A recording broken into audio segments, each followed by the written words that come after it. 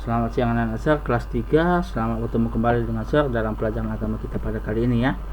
Pada siang ini kita akan belajar mengenai tokoh-tokoh perjanjian lama dan perjanjian baru part 2 atau bagian yang kedua.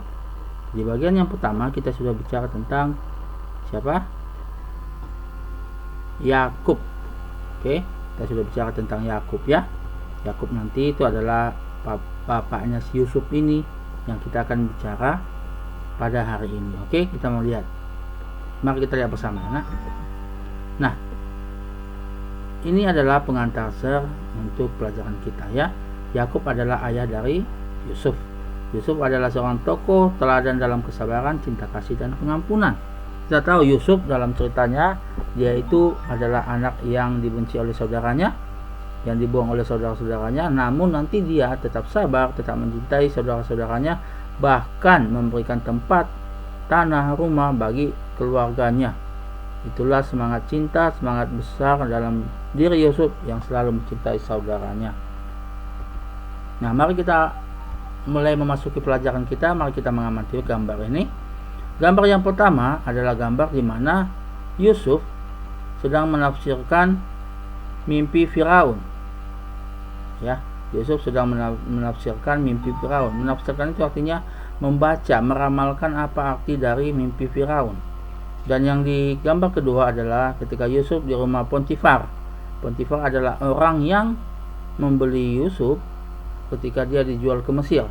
Jadi Yusuf bekerja sebagai juru minum, membantu Potifar di rumahnya untuk Raja Firaun. Nah, kita mengetahui itu ya. Dari kitab suci nanti kita baca. Nah, ini adalah gambar ketika Yusuf diangkat menjadi penguasa di Mesir karena dia dapat mengartikan mimpi dari Firaun. Dia diberi kuasa, diberi pangkat jabatan karena dia jujur, dia memberitahukan apa yang ingin diketahui oleh Firaun ya. Dia menjadi penguasa di Mesir.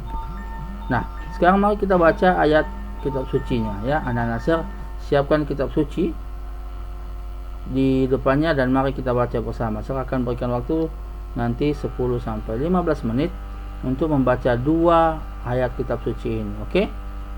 Yaitu Kejadian 37 ayat 12 sampai 36, Yusuf di hadapan Firaun, kemudian Kejadian 39 ayat 1 sampai 23, Yusuf di rumah Potifar. Nanti akan ada pertanyaannya setelah anak-anak Sir membaca ayat kitab suci ini. Nah, ini dia. Ya. Mendalami kitab suci dengan pertanyaan. Siapakah Yusuf? Oke.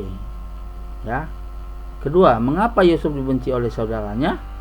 Yang ketiga, apa yang saudaranya Yusuf lakukan kepadanya? Keempat, bagaimana sikap Yusuf terhadap saudaranya? Kelima, apa pesan cerita di atas kepadamu? Jadi ada dua cerita, apa pesannya untuk anak-anak Sir nanti ya. Jadi dibaca benar-benar ini tadi. Nah, kejadian ini ya. Ayat kitab suci yang dua ini dibaca benar-benar ya nak, biar bisa menjawab pertanyaan ini, oke? Nanti dicatat di buku catatannya ya. Dicatat di buku catatannya supaya lebih mengerti, oke? Nah, kemudian kita melihat tadi bagaimana Yusuf yang sudah diundang oleh Firaun ke istananya, kemudian dia mengartikan mimpi Firaun, lalu diberi kekuasaan. Ketika dia rumah Potifar juga dia menolong Potifar dengan baik.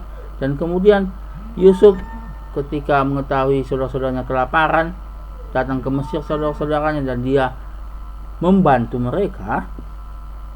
Nah, itulah yang dilakukan oleh Yusuf selama dia hidup ya. Jadi dari cerita Alkitab tadi, dari penjelasan-penjelasan tadi, saya akan merangkumkan beberapa poin. Yang pertama, Yusuf adalah seorang yang sederhana dan takut akan Tuhan. Kenapa? Di dalam setiap masalahnya, dia dibuang, dia difitnah, dia tetap berdoa kepada Tuhan. Ada nanti dalam kitab suci yang anak saya baca. Kemudian, Yusuf sangat mencintai saudara dan keluarganya. Oh, ini sudah jelas ya.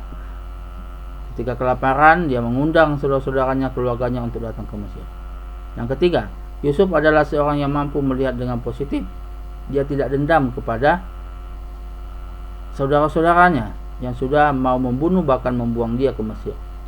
Yang keempat, Yusuf selalu melihat ada kebaikan dalam setiap kejadian yang dialaminya. Ini dia ya. Jadi Yusuf tidak pesimis, dia optimis. Pasti ada Tuhan, pasti ada kebaikan. Saya ditangkap, saya dibuang ke Mesir, pasti Tuhan punya jalan. Saya difitnah, pasti Tuhan punya jalan. Dan benar, dan akhirnya dia menjadi penguasa di Mesir. Yusuf adalah seorang pendoa. Nah, ini jelas ya nak. Dia selalu berdoa kepada Tuhan, ya. Tuhan, tolonglah aku, sertai aku, ya. Yusuf adalah seorang yang kuat dan tegar dalam menghadapi rintangan masalah, ya. Kita sudah tahu Yusuf itu kuat. Terakhir, Allah sangat mencintai Yusuf dan selalu menemani perjalanan hidup Yusuf. Nah, anak-anak sir, ketika kita bisa mencintai Allah, ketika bisa melihat Allah dengan baik, kita akan hidup di jalan Allah, ya. Allah sudah mencintai kita, maka kita tidak ada yang perlu ditakutkan. Wah, belum membaca ujian, tidak ada perlu yang ditakutkan, ya. Serahkan semua kepada Allah dan berusahalah. Yusuf menyerahkan kepada Allah dan dia selalu bersikap, berbuat, bekerja dengan baik sekali. Anak-anak saya juga demikian. Banyak kali tugasnya online begini. Serahkan semua kepada Allah dalam doa dan biarkan anak-anak saya berusaha dengan baik. Pasti Allah mendengar dan memberikan yang terbaik untuk anak-anak saya. Ya. Nah, itu rangkuman dari saya, ya. Nah, kegiatan untuk anak-anak saya ini yang anak-anak saya kerjakan. Nomor 1 sampai 6. Silakan nanti dikerjakan di buku catatannya. Kemudian ini penugasannya, keterampilannya membuat slogan berisi ajakan untuk kuat menghadapi rintangan atau tantangan. Gambar dan tulis di kertas HVS dan berilah warna yang indah. Kirim ke WA Share Agama. Contohnya ada di sini, ya.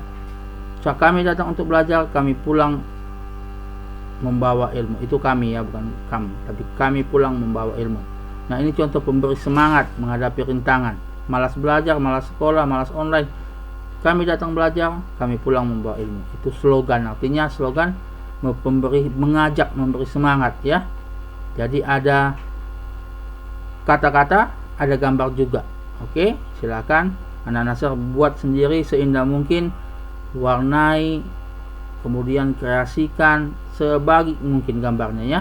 Bikin di kertas HVS, kemudian kirim ke pada Sir. Oke, anak-anak Sir, demikian video pembelajaran ini. Silakan dilanjutkan mengerjakan tugas-tugasnya.